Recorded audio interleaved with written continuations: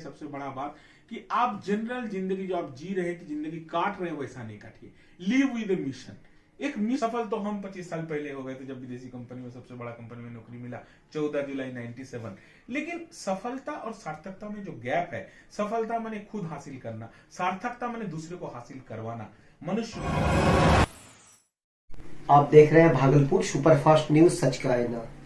आज मैं भागलपुर जिला के भागलपुर शहर में ही मौजूद हूं और समाज सेवी डॉक्टर देव ज्योति मुखर्जी साहब के आवास पे मौजूद। तो सबसे पूर्व सुपरफास्ट न्यूज में सर आपका वेलकम है। सुपरफास्ट न्यूज को बहुत बहुत धन्यवाद कि हमको उस लायक आप समझे और मेरा डेरा आके आप इंटरव्यू ले रहे हैं। बहुत बहुत धन्यवाद आशीष साहब। पहला सवाल है सर, आप लोक उम्मीदवार थे और इसमें आपका रुचि भी था कि मैं ये एक जनप्रतिनिधि बनकर जनता का सेवा करूं, और यहाँ पे जो जिस तरह से आपका सोच था, भले आप प्रत्याशी नहीं बने लेकिन आज भी समाज से जुड़े हुए हैं और अच्छे बहुत ऐसे चीज है कि जो कि समाज के उत्थान के लिए आप सोचते रहते हैं। हाँ, मैं तो प्रयास किया था, केवल लोक उम्मीदवार नहीं कि प्रत्याशी जो खड़ा होंगे उनका अपना कोई बजट नहीं होगा। जो मिनिमम इलेक्शन बजट होगा वो सारे आदमी मिलके एक साथ सामूहिक रूप से उठाएंगे। तो ठीक है, हमें रोका गया और ये इसी को शायद गणतंत्र कहते हैं कि जो है उसी को लेके चलना है। तो डिस्ट्रिक्ट नहीं, भागलपुर में पॉपुलेशन है, माने 1.5 लाख छात्र छात्राएं यहाँ रह रहे हैं, कंपटीशन का तैयारी कर रहे हैं, कॉलेज का पढ़ाई कर रहे हैं। और केवल बिहार नहीं, झारखंड का पाकुड़, आपका गोड्डा, साहिबगंज, दुमका, ये सब का सेंटर हब है। इसको छोड़ के बंगाल का भी एक अच्छा संख्यक स्टूडेंट यहाँ रह रहे हैं। तो एजुकेशनल हब तो भागलपुर है ही। पटना के बाद हम समझते हैं कि Bhagalpur is the second city so far as education is concern. लेकिन उसमें भी सोचने की बात है, नगर सरकार को शिक्षा के ऊपर भी ध्यान देने की बात है। माननीय मुख्यमंत्री साहब से भागलपुर शहर वासियों के लिए क्या नया साल में क्या मांग रहेगा आपका? देखिए, हम ये कहेंगे केवल भागलपुर नहीं, पूरा अंग क्षेत्र में, जैसे मुंगेर भी आ जा रहा है, भागलपुर भी आ रहे हैं, पूर्णिया, कटिहार, ये पूरा जो अंग प्रदेश है हम लोग का, मौका जमुई सब आ रहा है। किसी भी दृष्टिकोण से आप देखें तो जो प्रॉपर इसके ऊपर नजरदारी होनी चाहिए थी, जो देखभाल होनी चाहिए थी, गार्जियन सुलभ जो बात होनी चाहिए थी, उसका अभाव रहा। मैं कंप्लेन नहीं कर रहा हूं, उसका अभाव रहा है। लेकिन इस अभाव को आप दूर कर सकते हैं, चाहे वो पर्यटन की बात हो, चाहे वो शिक्षा की बात हो, चाहे वो स्वास्थ्य की बात हो, चाहे वो जीविका की बात हो।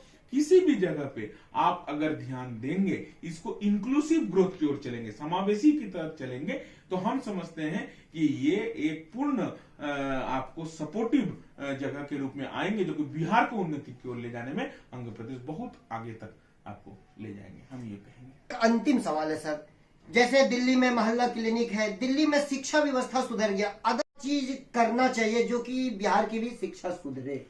देखिए, सबसे पहला बात है कि बिहार में अगर आप गांव और शहर का कंपैरिजन देखेंगे तो शहर का स्थिति कंपैरेटिवली में तो सबसे पहले गांव में ज्यादा ध्यान देना चाहिए। लेकिन शहर में हम कहेंगे शिक्षा के साथ साथ स्वास्थ्य के भी, जो आप मोहल्ला क्लिनिक का बात कर रहे हैं, रोजगार की बात हो, यहाँ बेरोजगारी की संख्या बहुत बढ़ रही है, खास करके आफ्टर कोरोना आए उनको फिर से यहाँ से कम पैसा में ही बाहर चला जाना पड़ रहा है। तो शिक्षा तो है ही, साथ साथ हम कहेंगे स्वास्थ्य और स्वरोजगार पे भी या रोजगार पे भी आपको बड़ा ध्यान देने की जरूरत है। और हम लोग इसको करेंगे, मिलके करेंगे। हम लोग उद्यमिता को बढ़ावा देंगे, हम लोग धीरे धीरे जो भी आदमी कुछ करना चाह रहे हैं उस हाथ को हम लोग काम देने का प्रयास करेंगे, हुनर डेवलप करेंगे और बिहार में ही रह के बिहार का विकास करने की बात हो। सर, आपके जब्बे को सलाम।